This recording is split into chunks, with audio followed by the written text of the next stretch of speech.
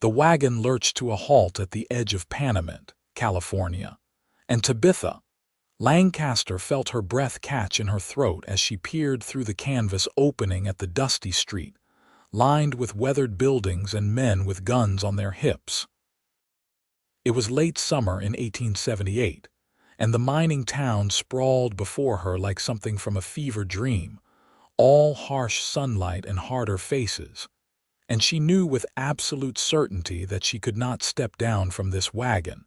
Not now, not ever. Her fingers gripped the wooden seat until splinters pressed into her palms. The driver had already climbed down, was already walking away to tend to business that did not include escorting a frightened woman to her destination. She was supposed to meet her uncle here, supposed to start a new life after everything fell apart back in Missouri. But her uncle was nowhere to be seen among the strangers moving up and down the street, and the very thought of setting foot on that dusty ground made her heart hammer so violently she thought it might burst through her ribs. Someone approached the wagon. She could hear boots on packed earth, steady and unhurried. Through the canvas she caught a glimpse of a tall figure, broad-shouldered, wearing a worn leather vest over a faded blue shirt. A cowboy, she thought, one of the ranch hands who drifted through these mining towns looking for work or whiskey or trouble. "Miss." The voice was deep, quiet, almost gentle despite its roughness. "You all right in there?" Tabitha opened her mouth, but no sound came out. Her throat had closed up entirely.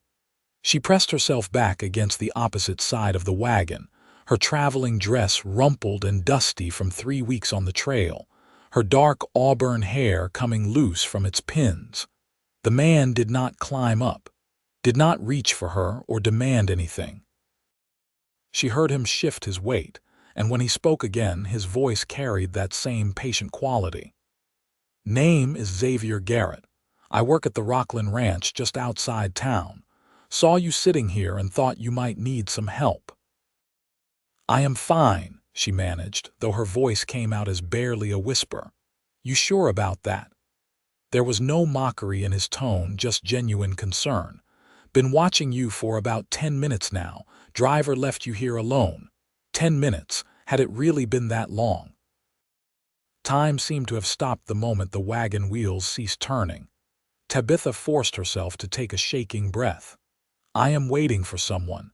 Who might that be? Maybe I can help you find them." "My uncle, Theodore Lancaster. He owns the assayer's office." She heard Xavier make a thoughtful sound. "Ted Lancaster. Good man, but he is out of town for a few days. Had to ride up to one of the mining camps to check on a disputed claim. Won't be back until Wednesday at the earliest." The news hit her like a physical blow. Wednesday. Today was Saturday. She had nowhere to go, no one to turn to, and the thought of navigating this rough town alone made her dizzy with fear. "I can see you are upset," Xavier said quietly. "And I am going to be honest with you, miss. This is not the safest place for a woman on her own. But I promise you, I mean you no harm. I can help you get to a respectable boarding house where Mrs. Chen will look after you until your uncle returns." Tabitha squeezed her eyes shut. Everything in her wanted to trust that calm, steady voice, but trusting men had gotten her into trouble before. Trusting her father's business partner had cost her family everything they owned. Trusting the lawyer who said he would help had left them destitute. And trusting herself to make this journey alone had landed her here, paralyzed with fear in the back of a wagon in a town she did not know. "I understand you are scared," Xavier continued, and there was something in his voice that made her believe he truly did understand. "But you cannot stay in this wagon forever. The driver is heading back out tomorrow morning, and sitting here alone after dark, well, that would not be wise." She knew he was right. Logically, she knew. But her body would not obey her mind's commands. Her legs felt like they were made of stone, too heavy to move. Her hands remained locked on the wagon seat. Tell you what, Xavier said, and she heard him settle into a more comfortable position, his back against the wagon wheel from the sound of it. I have got nowhere pressing to be right now. You take all the time you need. I will wait right here, and when you are ready, we will figure out what comes next. No rush. No pressure. Those words, spoken with such simple sincerity, cracked something open inside her chest. Tears burned her eyes, but she blinked them back furiously. She had cried enough over the past year. Cried when her mother died of fever. Cried when her father drank himself to death 6 months later, unable to bear the grief. Cried when she realized she was utterly alone in the world except for an uncle she barely remembered from childhood. "Why would you help me?" she asked, her voice still trembling. "You do not even know me." "Does not seem like you need me to know you to see you need help," Xavier replied. "And my mama raised me to be useful when I can. Figure this is one of those times." Silence stretched between them, but it was not uncomfortable. Tabitha listened to the sounds of the town beyond her canvas shelter. Horses whinnying, men shouting to each other, the distant clang of metal on metal from what must be a blacksmith shop. A woman's laugh rang out from somewhere, bright and carefree, and Tabitha felt a pang of envy so sharp it hurt. "What happened to you?" Xavier asked softly. "If you do not mind me asking, something must have happened to make you this afraid." She should not tell him. Should not expose her vulnerabilities to a stranger, but something about his patient presence, the way he waited without demanding anything, loosened her tongue. "Everything," she whispered. "Everything happened. And I thought coming here would be a fresh start, but now I cannot even manage to step out of a wagon without falling apart." "Fresh starts are not easy," Xavier said. "Been through a few myself. They take courage, and sometimes courage looks like sitting in a wagon until you are ready to move." "Nothing wrong with that. You must think I am ridiculous. I think you are human, and being human is complicated." More time passed. The sun shifted lower in the sky, painting the canvas walls of the wagon in shades of gold and amber. Tabitha's breathing gradually slowed, her heartbeat settling into a more normal rhythm. Knowing Xavier was there, that he was not going to force or rush her, somehow made everything feel less overwhelming. "Can I ask you something?" she said finally. "Anything you like." "Why are you really doing this? There must be something you would rather be doing with your afternoon."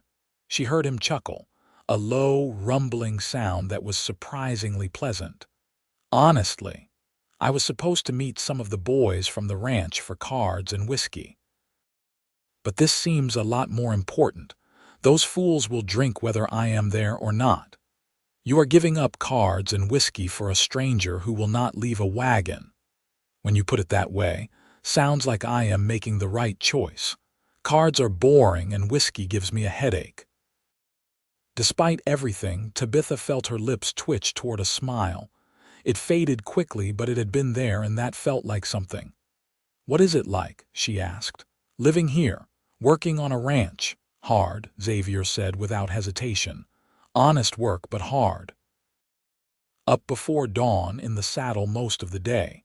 The land out here does not forgive mistakes, but there is something about it that gets into your blood. The space, the sky, the way everything feels bigger somehow." "I have never seen anything bigger than Missouri farmland," Tabitha admitted. "And even that felt too large sometimes. The desert is different, takes some getting used to, but once you do, it is hard to imagine being anywhere else." She wanted to see it, wanted to feel that sense of space and possibility he described. But the gap between wanting and doing felt impossibly wide. "I need to step down," she said, as much to herself as to him. "I know I need to, you do, but only when you are ready." "What if I am never ready? Then we will find another solution. But I think you are stronger than you believe. You made it all the way here from Missouri, did you not? That takes strength." "That was different. I was in the wagon the whole time. The The driver handled everything, but you made the choice to come. You packed your belongings, you said goodbye to whatever life you had there, and you came west to start over.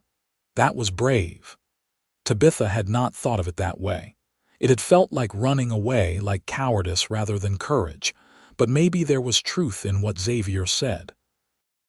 Maybe survival itself was a kind of bravery. She shifted position, moving closer to the back of the wagon. Through the canvas opening she could see a slice of the street. A woman in a practical brown dress walked by carrying a basket. 2 children ran past, laughing. Nothing terrible was happening. The world was not ending. People were simply going about their lives. "If I step down," she said slowly, "will you stay close? I do not think I can do this alone." "I will be right beside you," Xavier promised. "We will take it one step at a time." Literally. Tabitha took a deep breath, then another. Her hands were shaking as she reached for the edge of the wagon bed. She could see Xavier now, standing a respectful distance away. He was younger than she had imagined from his voice, probably in his mid-20s, with sun-bronzed skin and dark hair that needed cutting. His eyes were a surprising shade of gray-blue, and they watched her with steady patience and something else she could not quite name. "One step," she repeated. "That is all it takes," he agreed. She moved to the very edge of the wagon, her legs dangling over the side.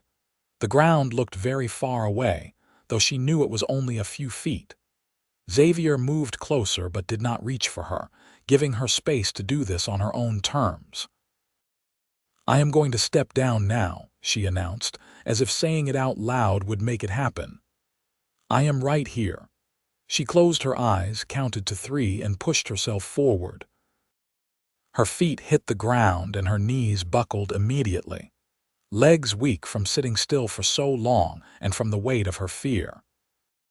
Strong hands caught her elbows, steadying her without restraining her, and she found herself standing on the dusty street of Panamint with Xavier Garrett's quiet presence anchoring her to the moment. "There you go," he said softly, approval warming his voice. "That is the hardest part done."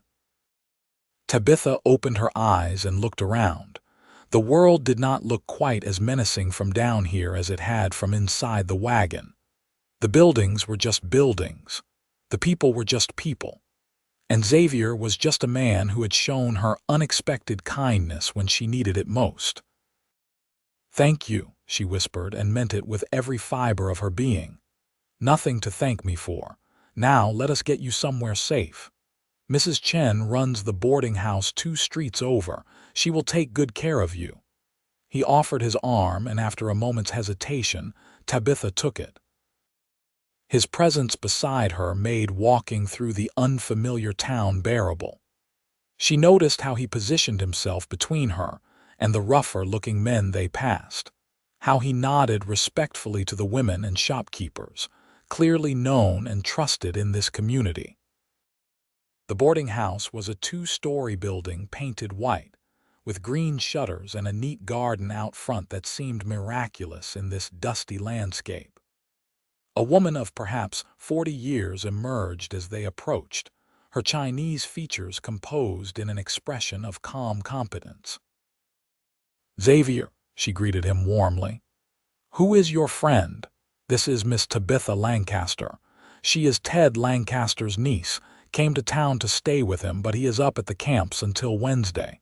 She needs a room and looking after if you have space. Mrs. Chen's sharp eyes took in Tabitha's disheveled appearance and frightened expression in one sweeping glance. "I have space.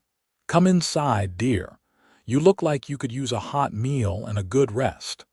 The kindness in her voice nearly undid Tabitha completely. She managed a shaky nod, not trusting herself to speak.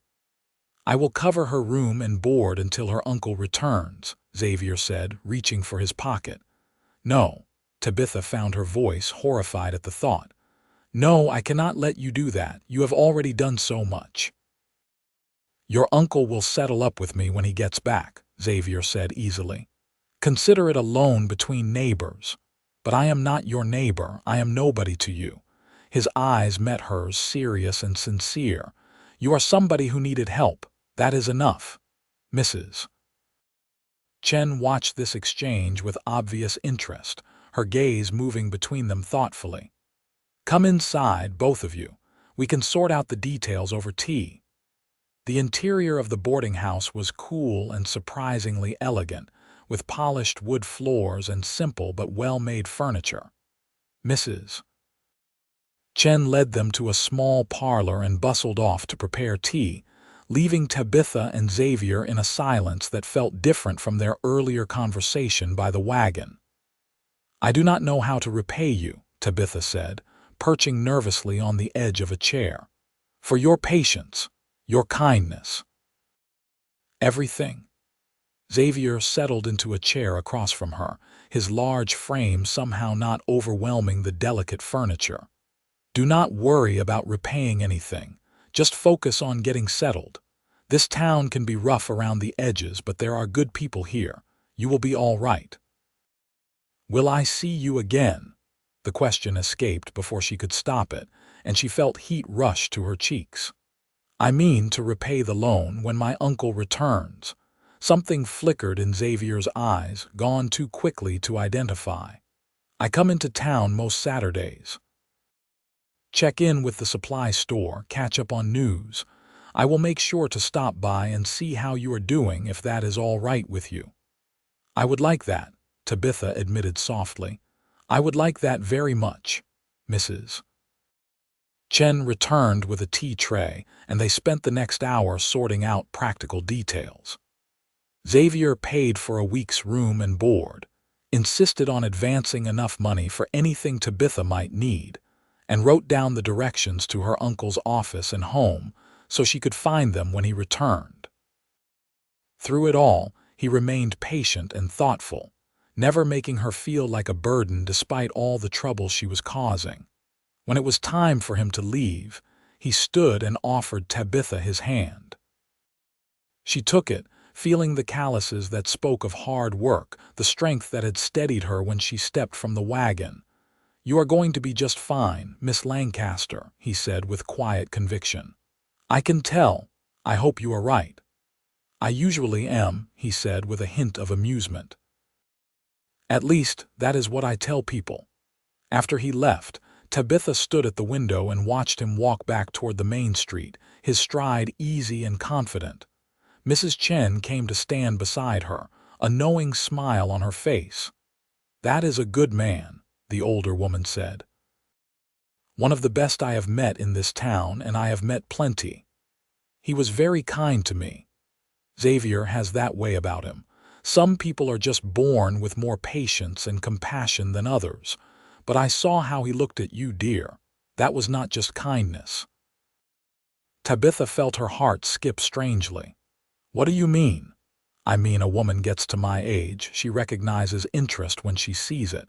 And that young man is interested in more than just making sure you have a place to sleep.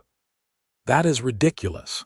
He only just met me, and I was falling apart.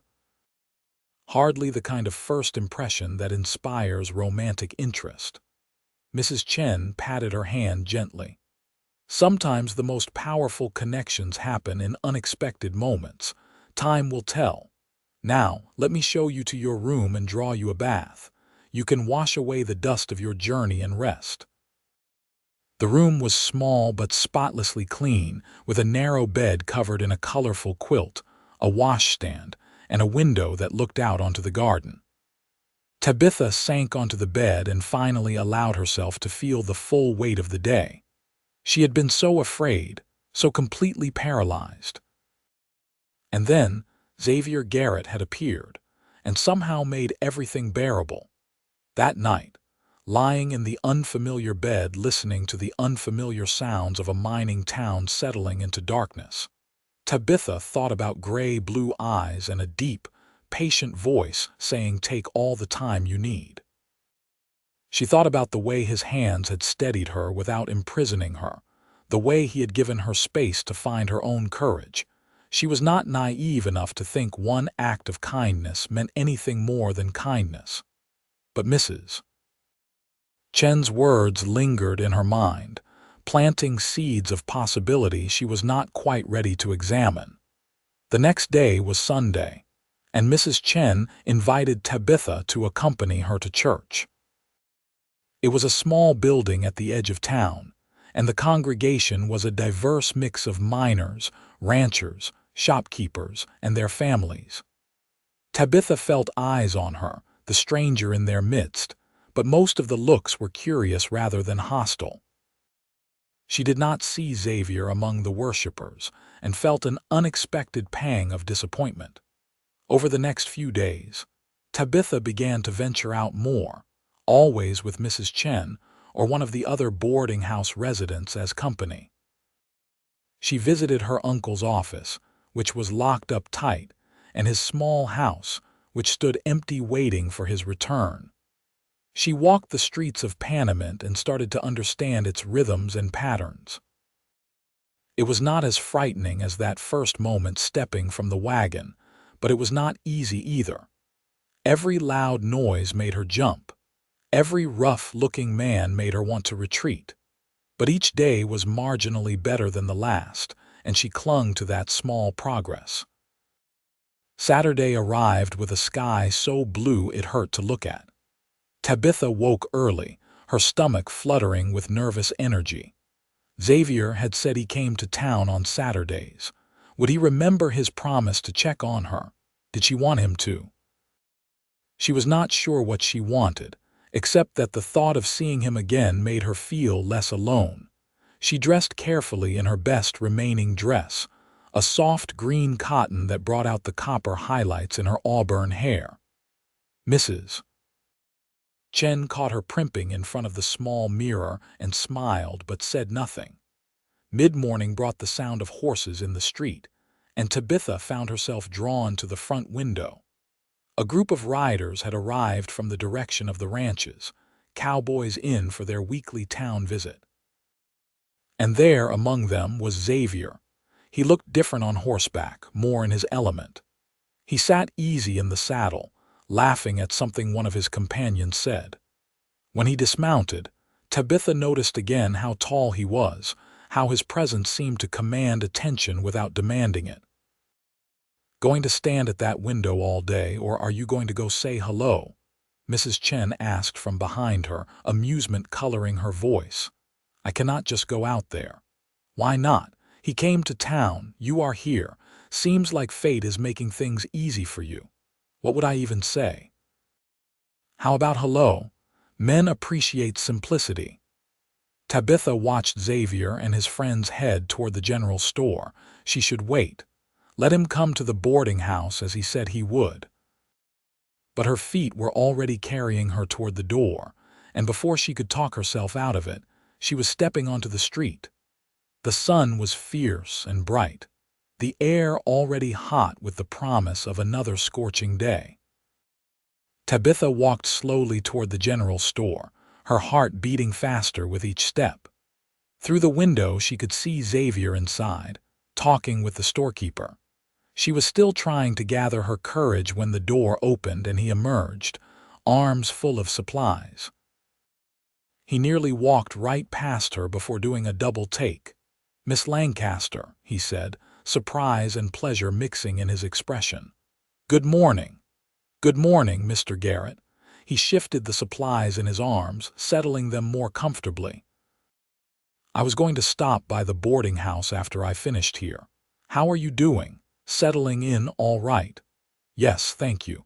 Mrs. Chen has been wonderful, and I wanted to thank you again for everything. I have been exploring the town a bit, getting familiar with everything." "That is good to hear. You look better, if you do not mind me saying. Less like you are about to run back to Missouri." "I feel better. Still nervous, but better." One of Xavier's companions emerged from the store, a shorter man with a friendly face and a substantial mustache. He looked between Xavier and Tabitha with undisguised curiosity. "Well now, Xavier, going to introduce us to the lady, Miss Tabitha Lancaster. This is Charlie Morris. We work together at the Rockland Ranch. Pleased to meet you, Miss Lancaster, Charlie said, tipping his hat. Xavier mentioned you were coming to town. Welcome to Panamint. Thank you, Tabitha said, wondering exactly how much Xavier had mentioned to his friends. We are about to grab some food at the restaurant, Charlie continued. Nothing fancy, but me's cooking is the best in town. You should join us, Miss Lancaster. Give you a chance to meet some more folks. Tabitha's instinct was to refuse, to retreat to the safety of the boarding house. But she looked at Xavier and saw encouragement in his eyes, not pressure, just a gentle support that made her feel braver. I would like that, she heard herself say. The restaurant was busy with the Saturday crowd, but they found a table near the back. More of the ranch hands joined them, all young men in their 20s and 30s, weathered by sun and work but good-natured. They included Tabitha in their conversation naturally, asking polite questions about her journey and plans, sharing stories about life in Panamint and the surrounding territory.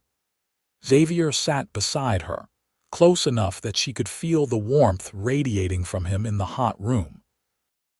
He did not dominate the conversation but participated easily, and she noticed how the others respected him, sought his opinion, listened when he spoke. So your uncle is Ted Lancaster, said one of the men, a lanky fellow named James. He does good work. Honest, which is rare enough in the assaying business. Lot of men in that trade will cheat you as soon as look at you, but Ted tells it straight. I barely remember him, Tabitha admitted. He visited us once when I was very young, but then he came west and we lost touch. My father was not good at keeping up correspondence. Ted does not talk much about family, Xavier said, but I have heard him mention a brother back east. That would be your father, was my father. He passed away last year. Sympathy flickered across Xavier's face. I am sorry. That must have been hard. It was. He and my mother both gone within months of each other. It felt like the floor had been pulled out from under my whole world. She had not meant to say so much, to reveal so much vulnerability in front of strangers, but something about this group felt safe. Maybe it was Xavier's presence, or maybe it was simply that they were kind people. Either way, she did not regret the honesty. My parents are both gone too, Xavier said quietly. Happened when I was 19. Cholera outbreaks swept through the farm community where we lived in Texas. Took them and my younger sister all in the same week. Tabitha's hand moved of its own accord, reaching across to touch his arm briefly. I am so sorry. That is horrible. It was a long time ago, but I understand what you mean about the floor getting pulled out. Everything changes when you lose the people who made you feel anchored. Their eyes met and held, and in that moment, Tabitha felt a connection deeper than words. He truly did understand, not just intellectually, but in the bone-deep way that only shared loss can create. The meal continued, but something had shifted between them. They were no longer strangers brought together by circumstance. They were two people who recognized something essential in each other. After lunch, Xavier's friends headed off to various entertainments, but he lingered. Would you like to walk a bit? He asked. I can show you more of the town if you are up for it. I would like that very much. They walked slowly through the dusty streets, Xavier pointing out landmarks and sharing stories. He showed her the mining office where claims were registered, the assayer's office where her uncle worked, the small schoolhouse that served the few families who had settled permanently in the area. It is not much, he said, but it is growing. Few years ago, this was barely a camp. Now we have got actual buildings, real businesses. Give it another decade and it might even feel civilized. You plan to stay here that long? Xavier considered the question, squinting at the mountains in the distance. Honestly, do not know. I like the work at the ranch like the country. But sometimes I wonder if there is something else out there I am supposed to be doing. What about you? Planning to stay in Panamint? I do not know either. I came because I had nowhere else to go. Whether I stay depends on a lot of things. Whether my uncle wants me here, whether I can find work, whether I can build a life here. You can, Xavier said with quiet certainty. You are stronger than you think, Tabitha. May I call you Tabitha? Hearing her name in his voice sent a pleasant shiver through her despite the heat. Yes, and may I call you Xavier? I would like that. They had walked to the edge of town without realizing it, and now stood looking out at the vast expanse of desert stretching away toward distant mountains. The landscape was harsh and unforgiving, but there was a stark beauty to it that caught at something in Tabitha's chest. It is so empty, she breathed. So much space. That is what I love about it, Xavier said. Back in Texas, everything felt closed in. Too many people, too many memories pressing down. Out here, you can breathe, you can start over. Is that what you did? Started over, tried to? Not sure if you can ever fully leave the past behind, but you can build something new alongside it. That is what I am attempting anyway. Tabitha turned to look at him, this man who had shown her such patient kindness, who understood grief and loss, who made her feel like maybe she could be brave after all. Thank you, she said softly, for everything, for waiting that day by the wagon, for not rushing me or making me feel foolish, for helping me see that I could take that step. You did the hard part yourself, Xavier replied. I just stood there. You did more than that. You gave me something to hold onto when I felt like I was drowning. That matters more than you know. Something flickered in his eyes, something warm and deep that made her breath catch. For a moment she thought he might say something, might acknowledge the growing connection between them. But then voices called out from behind them, and they both turned to see some of Xavier's friends approaching. There you are, Charlie called. We are heading back to the ranch. You coming or staying? Xavier glanced at Tabitha, clearly torn. I should get back. We have work tomorrow even though it is Sunday, but I will be back next Saturday if that is all right with you. I will look forward to it, Tabitha said, and meant it with her whole heart. She walked back to the boarding house alone, but she did not feel lonely. She felt hopeful, a sensation so unfamiliar she barely recognized it. Mrs. Chen was waiting with tea and questions. So, how was your day with the handsome cowboy? We just walked and talked. Nothing scandalous. Sometimes the best romances start with walking and talking. Tell me everything. Over tea, Tabitha found herself sharing details of the day, of the conversation at lunch, the walk through town, the moment of connection when she and Xavier had shared their losses. Mrs. Chen listened with the focused attention of someone who genuinely cared. He is a good man, the older woman said when Tabitha finished, and unless I miss my guess, he is falling for you. That is absurd. We barely know each other. My husband and I barely knew each other when we married. Our families arranged it. But we grew to love each other deeply before he died. Sometimes love grows slowly from friendship. Other times it strikes like lightning. There is no wrong way for it to happen. Even if you are right, and I am not saying you are, I am not looking for romance. I came here to rebuild my life, to find stability. And who says romance cannot be part of that? You are young, Tabitha. Do not close yourself off to possibilities just because you have been hurt. The words stayed with Tabitha through the evening and into the night. She did feel something for Xavier, that much she could not deny. But feelings were dangerous. Feelings made you vulnerable. And she had promised herself she would never be that vulnerable again. Tuesday afternoon brought the sound of horses and men's voices, and Mrs. Chen announced that the mining party had returned from the camps. Tabitha's uncle was back. She felt a flutter of nervousness as she prepared to meet him. What if he did not want her here? What if he resented being saddled with a niece he barely knew? What if she was a burden he could not afford? The knock came at the boarding house door just before supper.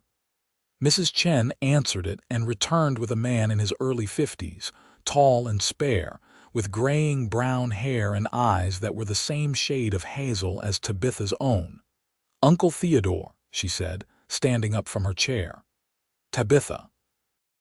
His voice was gruff, but not unkind. "I got word you had arrived. I am sorry I was not here to meet you.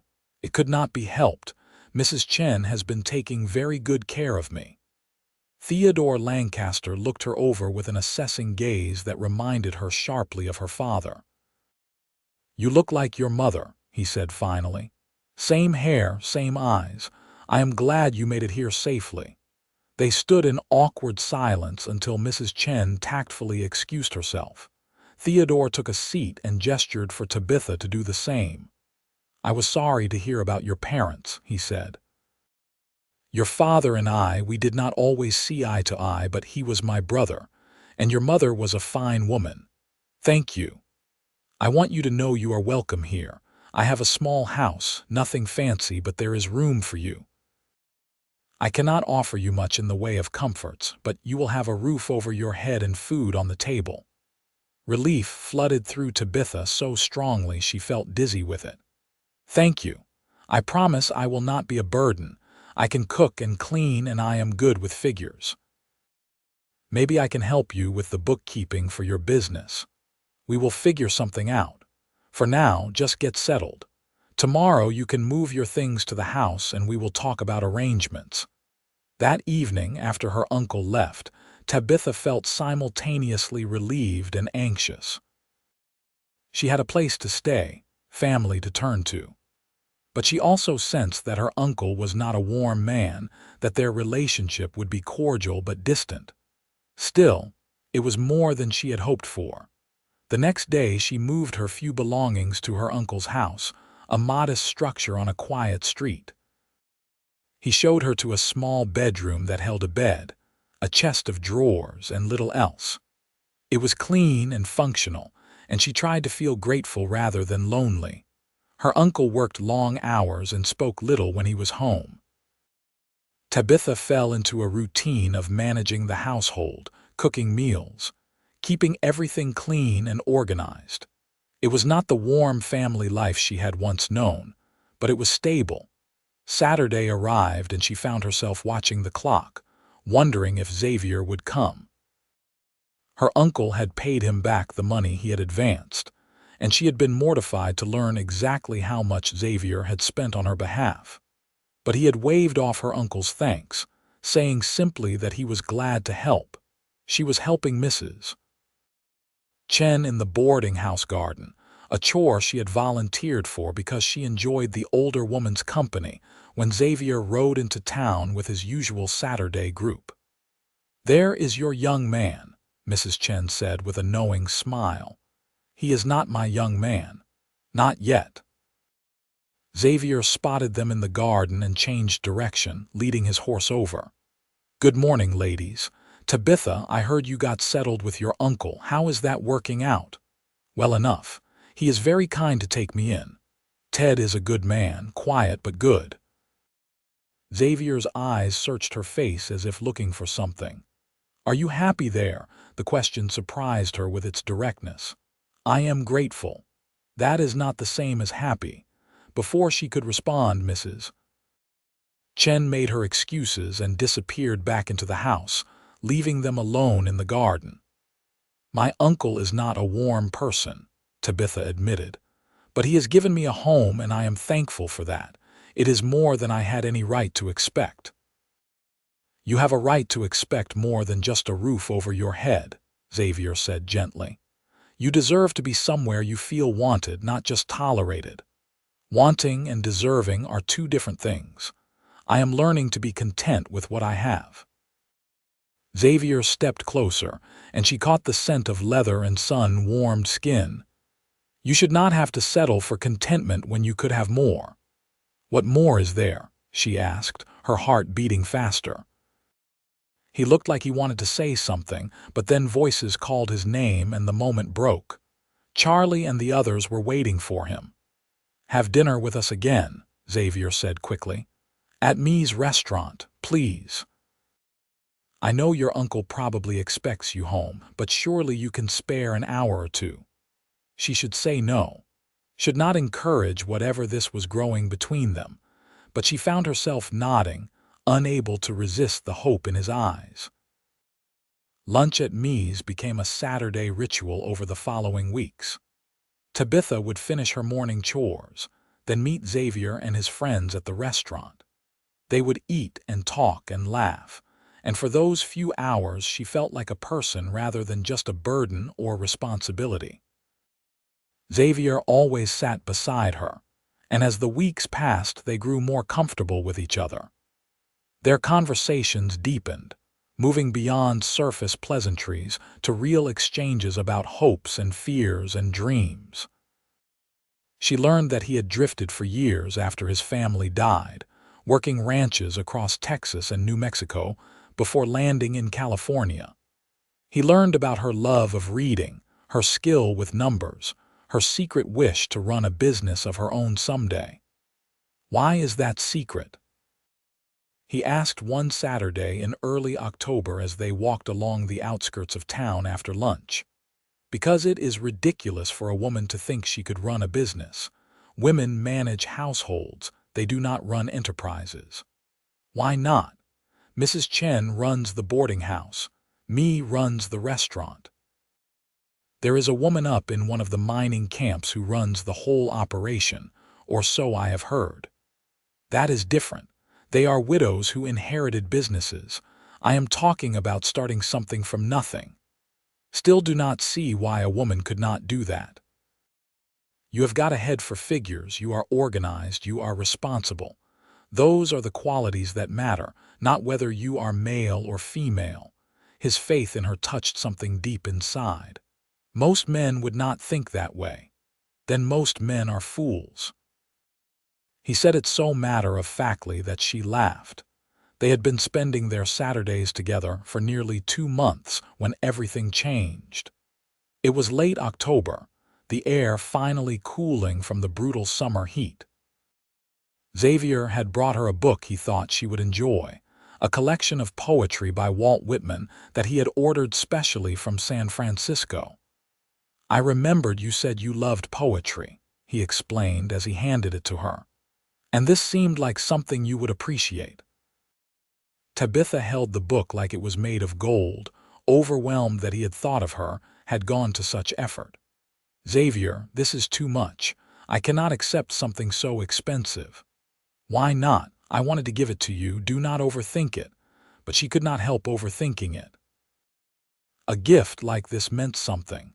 Meant he thought about her when they were apart. Meant he cared enough to remember small details she had shared. Thank you, she whispered.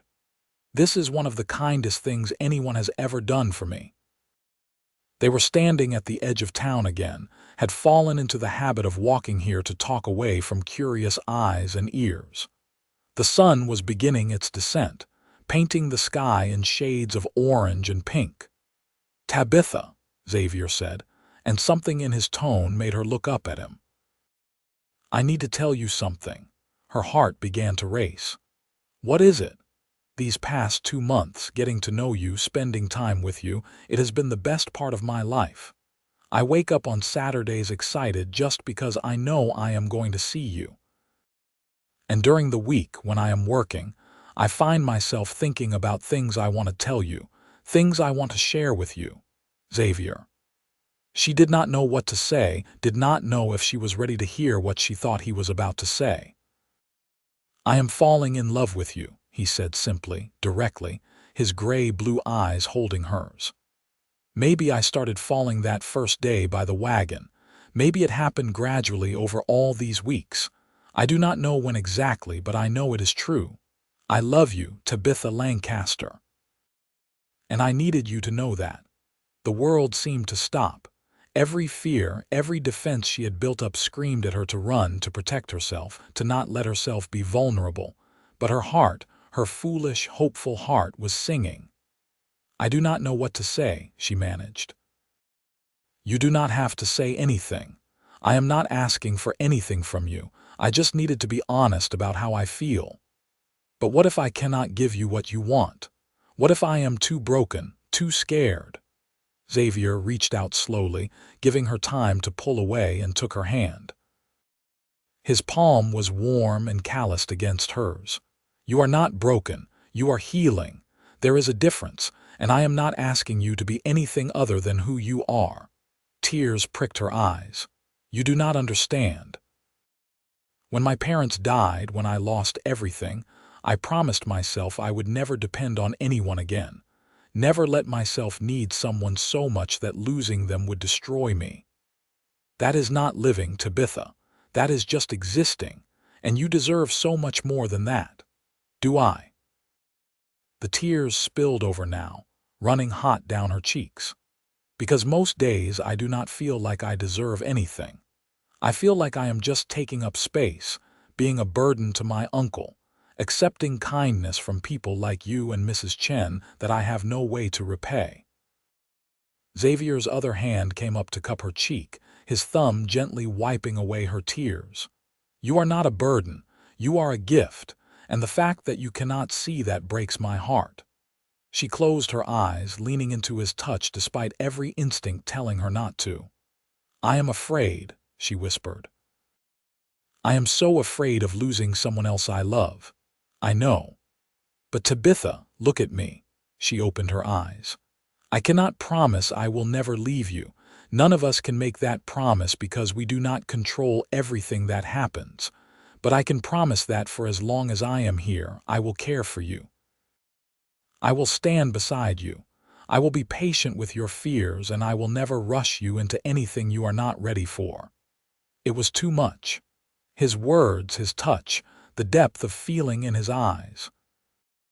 It overwhelmed her completely, and she found herself stepping forward, closing the distance between them, pressing her face against his chest.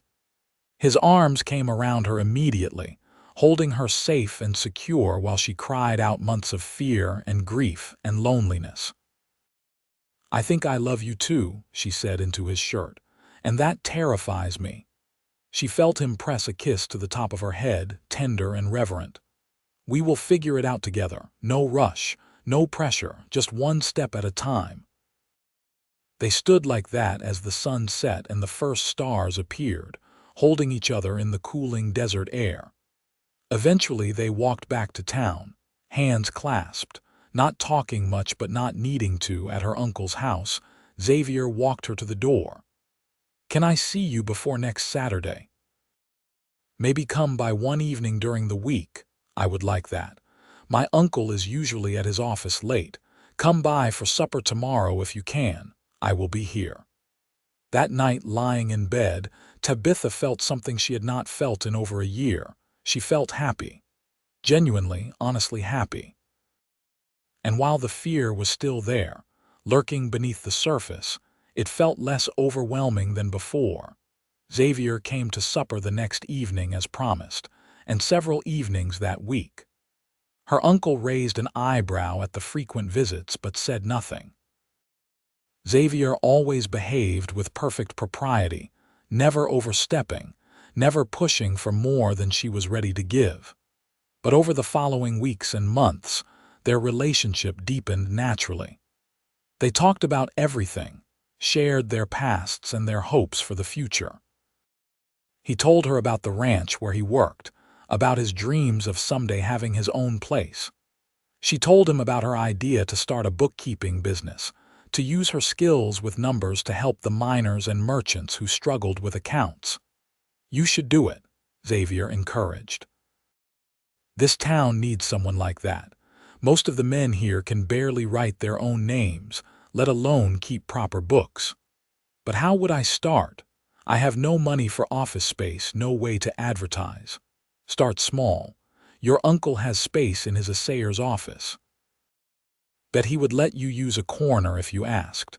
And word of mouth travels fast in a town this size. Do good work for a few people and everyone will hear about it. The idea took root in her mind and would not let go. She approached her uncle nervously, expecting rejection. Instead, he considered it thoughtfully. Makes sense, he said finally. I could use help with my own books, truth be told. Numbers are not my strong suit. You can use the back room, set yourself up there. We will see if anyone bites." Within a month, Tabitha had 3 regular clients beyond her uncle. Within 3 months, she had 10. The miners and merchants of Panamint discovered that having proper accounts kept them from being cheated, helped them understand their businesses better. And Tabitha discovered that she was good at this, that she had found something that was hers. Xavier was proud of her in a way that made her heart swell. He told everyone about her business, recommended her to anyone who would listen. And he continued to court her with patient persistence, never pushing but always present. Christmas came, bringing surprisingly cold nights to the desert. Xavier gave her a beautiful leather-bound ledger for her business, with her name embossed on the cover. She gave him a new vest she had sewn herself, working on it in secret for weeks. "You made this?" he asked, running his hands over the careful stitching. "I am not as good at sewing as I am at numbers, but I tried. It is perfect. I will wear it every day." New Year's Eve found them at a town dance, one of the social events that brought the scattered community together. Xavier led her through reels and waltzes, his hand warm on her waist, his eyes never leaving her face. When midnight struck and people began kissing all around them, he leaned down and whispered, "May I?" She nodded, her heart hammering, and felt his lips brush against hers, gentle and sweet. It was her first kiss, and it felt like a promise. Winter turned to spring and spring to summer.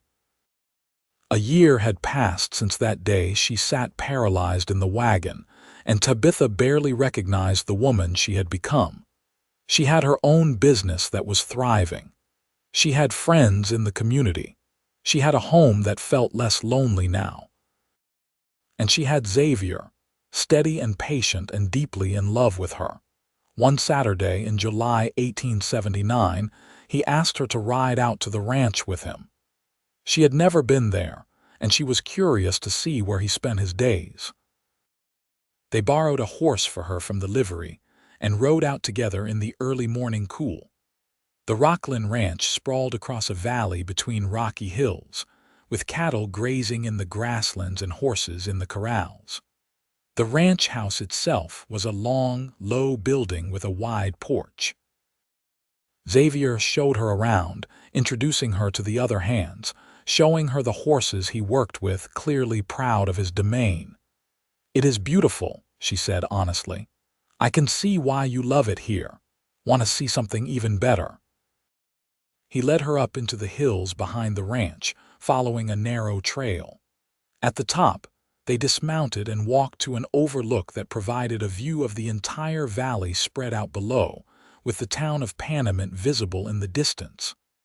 "I come up here when I need to think," Xavier said. "When I need perspective, and lately I have been doing a lot of thinking." Tabitha's pulse quickened. "About what?"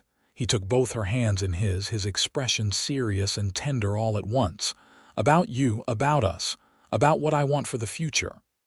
"Xavier, let me say this before I lose my nerve." He took a deep breath. "I love you, Tabitha.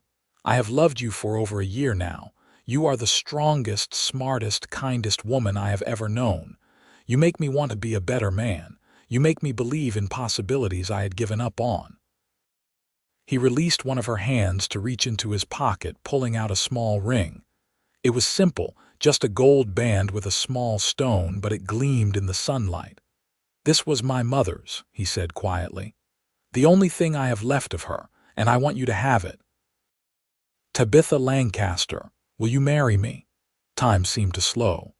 She looked at the ring, at Xavier's hopeful face, at the vast landscape spreading around them. A year ago she could not even step out of a wagon. Now she was standing on a hilltop being asked to bind her life to another person's. The fear was still there, would probably always be there, but it was smaller now, manageable. And what was bigger, what was overwhelming, was the love she felt for this patient, generous, steadfast man who had given her time to heal. "Yes," she breathed. "Yes, Xavier, I will marry you." The joy that lit his face was like the sun coming out.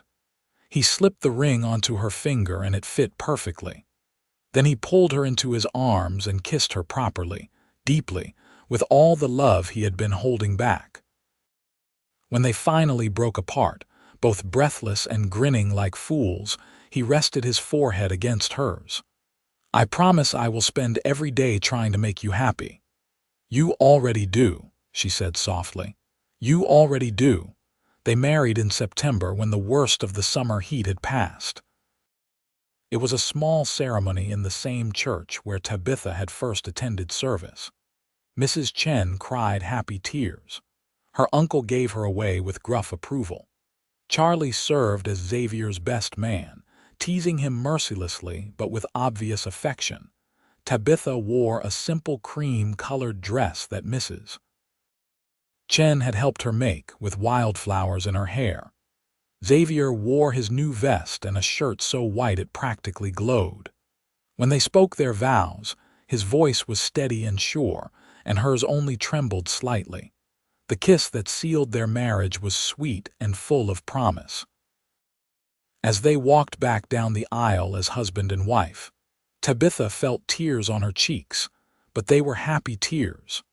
The ranch foreman had given them a week away from work as a wedding gift, so they spent their honeymoon in a small cabin on the far edge of the ranch property, completely alone. It was awkward at first, both of them nervous, but they were patient with each other and gentle.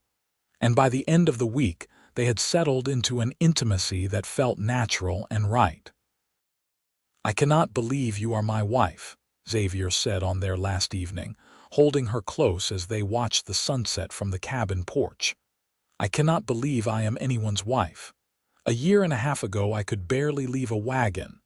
Look at you now, running a business, married, planning a life." "You did that, Tabitha. All that courage was inside you the whole time. You helped me find it. No, I just gave you space to discover it yourself." They moved into a small house in town, close enough to Tabitha's office that she could walk to work.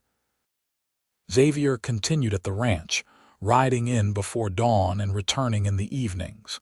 It was a simple life, but it was theirs and they were happy. Tabitha's business continued to grow. She hired an assistant, a young woman named Sarah who had a gift for organization. Her uncle, seeing her success, offered to make her a partner in a new venture, and expanded a sewing operation that would serve the growing number of mines in the area. She accepted, thrilled to be building something substantial. Xavier was offered the position of foreman at the Rockland Ranch when the previous foreman retired. It came with more responsibility, but also better pay and the promise of eventually earning a stake in the operation. He accepted, excited about the opportunities it would bring. Their first anniversary arrived with news that made Tabitha both terrified and overjoyed. She was pregnant. Xavier swept her into his arms when she told him, spinning her around despite her laughing protests. "We are going to have a baby. A baby, Tabitha. Are you happy?" "Happy." "I am over the moon. Are you?" "I am terrified," she admitted. "But yes, I am happy too." The pregnancy was difficult at times. Morning sickness plagued her for months. The heat of summer made her miserable. But Xavier was attentive and patient, bringing her water when she was sick, fanning her when she was hot, rubbing her swollen feet in the evenings. "You are going to be a wonderful mother," he told her one night as they lay in bed, his hand on her growing belly. "How do you know?" "Because you are patient and kind and you never give up, even when things are hard. Those are exactly the qualities a child needs." Their son was born in late May 1881, after a long and exhausting labor. He was small but healthy, with dark hair like Xavier's and Tabitha's hazel eyes. They named him Samuel, after Xavier's father. Tabitha had never known she could love something as fiercely as she loved that tiny, wrinkled baby. Every fear she had ever had about vulnerability and loss came roaring back, but so did something stronger. The determination to give this child the best life possible. Xavier was a devoted father from the first moment. He held Samuel with such gentle reverence, talking to him in a soft voice, promising him the world. Watching them together made Tabitha's heart feel too big for her chest. The months after Samuel's birth were exhausting but wonderful. They muddled through sleepless nights and constant feedings, learning as they went. Mrs. Chen was a frequent visitor, offering advice and helping when Tabitha felt overwhelmed. Her uncle, surprisingly, softened considerably around his great-nephew, even deigning to hold him occasionally. When Samuel was 6 months old, Xavier came home one evening with news. The owner of the Rockland Ranch was getting old and wanted to retire. He had offered to sell Xavier and 2 other senior ranch hands the operation, allowing them to pay over time from the ranch's profits. "It is a huge risk," Xavier admitted as they discussed it late into the night. "But it is also an incredible opportunity. We would own part of the ranch, Tabitha would be building something for Samuel, for any other children we might have. Do you want to do it?" "I do, but not if you are uncomfortable with the risk." Tabitha thought about the frightened woman who had sat in a wagon unable to move. Thought about everything they had built together through courage and hard work. "I think we should do it. I think we should take the risk." Xavier's partners were Charlie Morris and James Wilson, 2 men they both trusted. Together, the 3 families purchased the ranch and began the hard work of making it profitable. It was not easy. There were droughts and harsh winters, cattle rustlers and market fluctuations. But they persevered, supporting each other through the difficult times. Tabitha continued running her bookkeeping business, now handling the ranch's accounts as well. She was good at spotting inefficiencies and finding ways to save money, and her contributions were invaluable to the ranch's success. 2 years after Samuel's birth, their daughter arrived. They named her Grace, because Xavier said she was a grace they had not earned but were grateful for anyway. She was easier than Samuel had been, a placid baby who rarely fussed. Life settled into a rhythm. Xavier worked the ranch with his partners. Tabitha managed her business and the household. Their children grew healthy and happy. The town of Panamint continued to boom as more minds opened and more people flooded in seeking fortune. Not everything was easy. There were arguments and frustrations, money worries and the constant challenges of life in a harsh environment. But through it all, they had each other. Xavier remained patient and steady, the rock Tabitha anchored herself to. And she provided the organization and planning that balanced his more spontaneous nature. When Samuel was 5 and Grace was 3, Xavier came home with a proposal. "What would you think about building a house out at the ranch? There is a beautiful spot by the creek, lots of space for the kids to run. We could be closer to the work, and you could expand your office there." Tabitha loved their house in town, but she also loved the idea of more space, of raising their children surrounded by open land. "Let's do it." They built a rambling house with a big porch and windows that let in the desert light. It had room for Xavier's growing collection of books, for Tabitha's office, for the children to spread out. They planted trees around it, cottonwoods that would eventually provide shade, and Tabitha started a garden that she defended fiercely against the harsh climate. Mrs. Chen came to visit often, making the journey from town in her buggy. She was getting older now, her hair gone completely white, but her spirit remained sharp. She loved playing with the children and would sit with Tabitha on the porch in the evenings, drinking tea and talking about everything and nothing. "You have built a beautiful life," the older woman said one evening as they watched Xavier teaching Samuel to rope fence posts while Grace toddled after them trying to help. "I have," Tabitha agreed. Sometimes I still cannot believe it is real. You deserve every bit of it. You took that first step out of the wagon and you never stopped moving forward. I had help, you, Xavier, my uncle. I did not do it alone. No one ever does anything truly alone, but you had to be willing to accept the help. That takes its own kind of courage. Tabitha's business continued to thrive. She now employed 3 assistants and served as the unofficial accountant for most of the successful businesses in the county. Her partnership with her uncle had expanded into a full financial services operation, respected throughout the region. Xavier's ranch continued to grow as well. They bought out one of the neighboring properties, expanding their grazing land.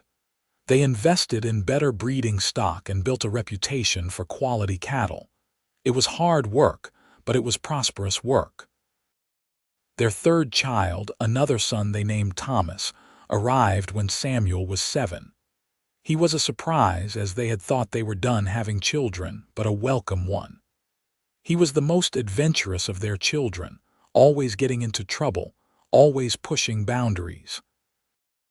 As the years passed, Tabitha watched her children grow with wonder and occasional terror. Samuel was serious and thoughtful, already showing an aptitude for working with animals like his father. Grace was creative and social, always organizing elaborate games with the ranch hand's children. Thomas was fearless and charming, able to talk his way out of any trouble he caused. "They are going to keep us on our toes," Xavier said one evening as they sat on the porch after putting all 3 children to bed following a particularly chaotic day. "They already do," Tabitha replied, leaning against his shoulder, "but I would not change anything. Not even the time Thomas let all the chickens out. Well, maybe that." They laughed together, comfortable in the life they had built. Sometimes Tabitha thought back to that desperate, frightened woman in the wagon and could hardly recognize herself. She had been so broken, so convinced she would never be whole again. But she had been wrong. She was not just whole now. She was complete in ways she had never imagined possible. She had work she loved, children who filled her days with chaos and joy, a community she belonged to, and most importantly, she had Xavier. He was still patient, still steady, still the man who had stood by a wagon and said, "Take all the time you need." But now he was also her partner in every sense, her best friend, the person who knew her better than anyone. Their 20th wedding anniversary arrived in September 1899. The children were 18, 16, and 12 now, nearly grown. Samuel was already working the ranch full-time, having decided college was not for him. Grace was preparing to attend a women's college in San Francisco, determined to study art. Thomas was still figuring out what he wanted, which seemed appropriate for his wandering spirit. Xavier planned a special dinner for just the 2 of them, asking Mrs. Chen to stay with the children for the evening. They rode out to the overlook where he had proposed 20 years earlier, bringing a picnic basket full of good food and wine. 20 years, Xavier said as they sat looking out over the valley, the lights of Panamint twinkling in the distance. "Seems impossible that it has been that long. And that it has not been longer," Tabitha added. "Sometimes it feels like I have known you my whole life. Do you ever regret it?" Saying yes, she turned to look at him, this man she loved more with each passing year. His hair was graying now, his face more lined, but his eyes still held that same patient kindness that had drawn her in from the beginning. "Never," she said firmly. "Not for a single moment. You gave me back my life, Xavier. You showed me I could be brave. Everything good I have came from that first step out of the wagon. You gave yourself that. I just waited. You did more than wait. You gave me something to step toward. You made me want to be brave." He pulled her close and kissed her, still sweet after all these years. "I love you, Tabitha Garrett. Today, tomorrow, always. I love you too. More than words can say." They stayed on that hilltop until the stars came out, talking about the past and dreaming about the future. Samuel would take over more of the ranch operations as Xavier gradually stepped back. Grace would pursue her art and hopefully find happiness. Thomas would find his path eventually. And they would grow old together, watching their children build their own lives, maybe even greeting grandchildren someday. The years continued to pass, bringing changes but also continuity. Mrs.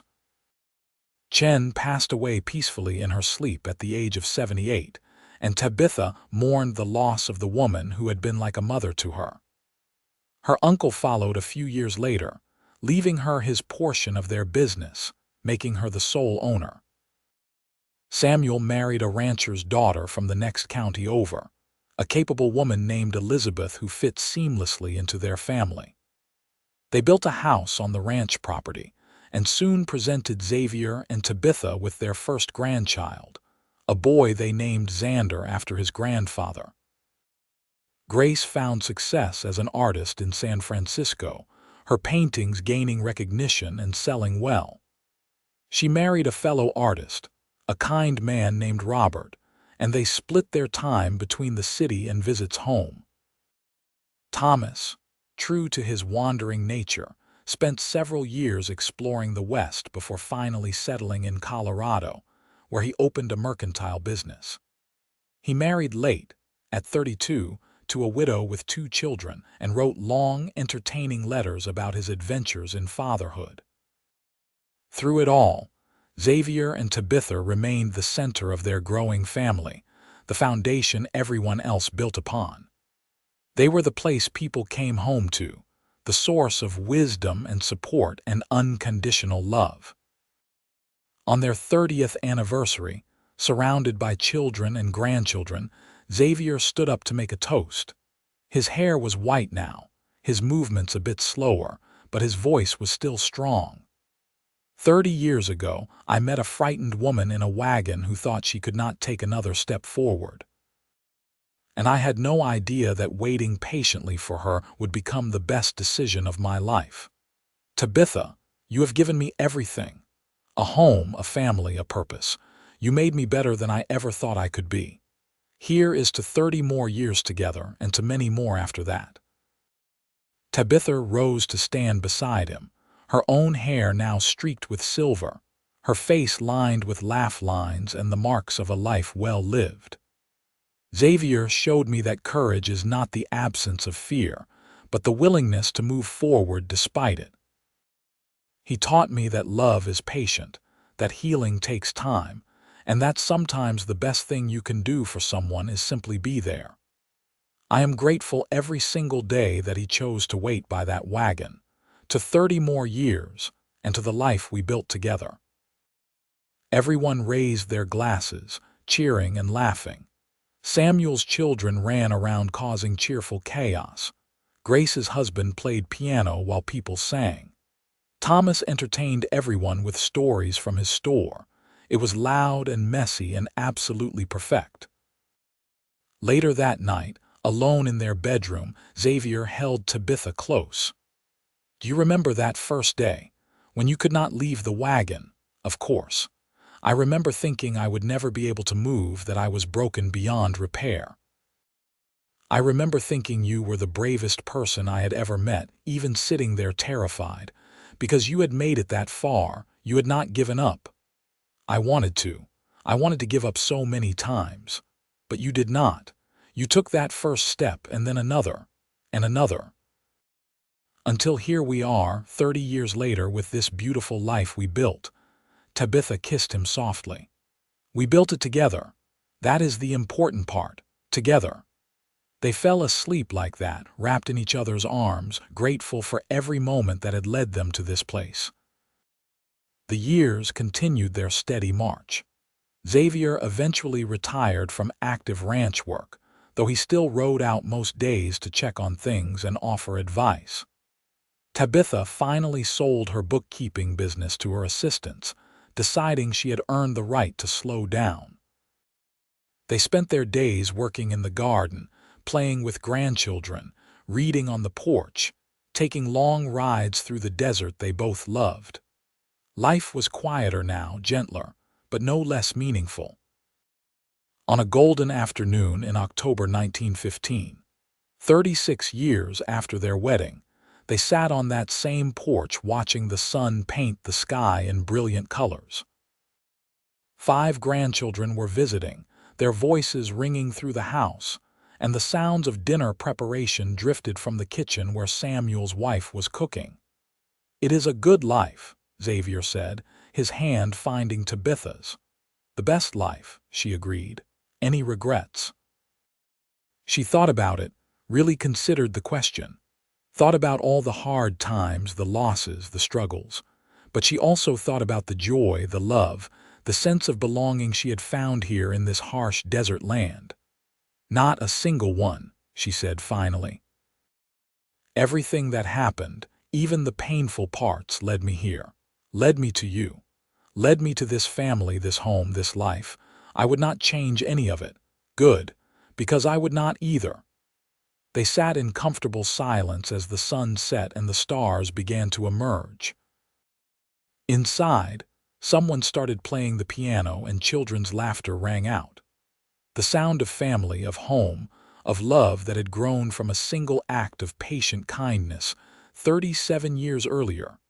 Tabitha thought about that woman in the wagon, so scared and alone. She wished she could go back and tell her that everything would be all right. That, yes, stepping down would be terrifying, but it would also be the beginning of something beautiful. That the cowboy waiting patiently was not just offering help, but offering a future full of more joy than she could imagine. But maybe that woman already knew, deep down. Maybe that was why she had finally found the courage to take that step. Because somewhere inside she sensed that this patient, kind man represented hope, represented the possibility of healing and happiness and home. "Thank you," Tabitha said softly. "For what? For waiting, for being patient, for giving me all the time I needed." Xavier raised her hand to his lips and kissed it gently. "You were worth waiting for, worth every moment." As night fell completely and the desert air cooled, they remained on the porch, hands clasped, hearts full. Inside, their family continued their evening, the sound of love and life and laughter filling the house they had built together. It was not the end of their story, not quite. They had more years together, more grandchildren, more quiet moments on the porch and adventures across the land they loved. But it was a moment of perfect contentment, of gratitude for all they had survived and built and become. The frightened woman and the patient cowboy had found each other at exactly the right moment, when both needed someone to believe in. And from that chance meeting beside a wagon in the dusty streets of Panamint, California, they had created a legacy of love that would continue long after they were gone. Their children would tell the story to their children, and those children to theirs. The story of how grandmother could not leave the wagon, and how grandfather waited patiently and said, "Take all the time you need." How that single act of kindness and patience had been the seed from which an entire family tree grew. And always, at the end of the story, they would add the most important part. That sometimes the greatest love stories begin not with grand gestures or dramatic declarations, but with simple patience and the willingness to stand beside someone until they find the courage to take the next step. Years later, when both Xavier and Tabitha had passed on, peacefully and surrounded by family, their grandchildren gathered at the ranch house that had been their home. They walked through the rooms filled with memories, looked at the photographs on the walls, read the letters and journals that chronicled a life of love and hard work and unwavering partnership. And they returned, as the family always did, to that story. The story of the wagon and the waiting and the first step that changed everything. Because it was not just a story about their grandparents. It was a reminder to all of them about the power of patience, the importance of giving people space to find their own courage, and the truth that the best things in life are often worth waiting for. The ranch continued operating, passed down through Samuel's line. The house remained standing, carefully maintained as a tribute to the couple who had built it. And on the porch, right where Xavier and Tabitha had spent so many evenings together, their great-great-grandchildren would eventually sit and watch the desert sunset, connected to ancestors they had never met but whose legacy of love shaped their lives. The story of Tabitha Lancaster and Xavier Garrett became a family legend, polished and perfected through countless retellings. But at its core remained the simple, powerful truth that one man's patience and one woman's courage had created something lasting and beautiful. That love does not always announce itself with fireworks and dramatic moments, but sometimes grows quietly from seeds of kindness and understanding. And that sometimes, the most profound thing you can say to someone who is struggling is simply, "Take all the time you need. I will be here." Those words, spoken beside a wagon on a dusty street in 1878, echoed through generations. They became a family motto, a reminder of values worth upholding. When times were hard, when someone was struggling, the Garretts remembered, patience matters, kindness matters, and giving someone the space to find their own strength is one of the greatest gifts you can offer. The desert landscape around Panamint changed over the decades. The mines played out and the town shrank, no longer the booming hub it had been. But the ranch remained, and the family remained, and the story remained. A testament to the truth that the best legacy you can leave is not wealth or property, but the example of how to love well, how to be patient with others' fears, and how to build something lasting from the smallest beginnings. In the end, that is what Tabitha and Xavier's story taught everyone who heard it, that we are all, in some way, scared and sitting in wagons, unable to take the next step. And we all need someone willing to wait patiently and say those magic words that give us permission to heal at our own pace. Their love story was not perfect or easy. It was real and hard-won, and built on a foundation of mutual respect and genuine care. It weathered storms and celebrated joys, faced losses and welcomed new life. And through it all, it remained true to that first moment of patient kindness that had started everything.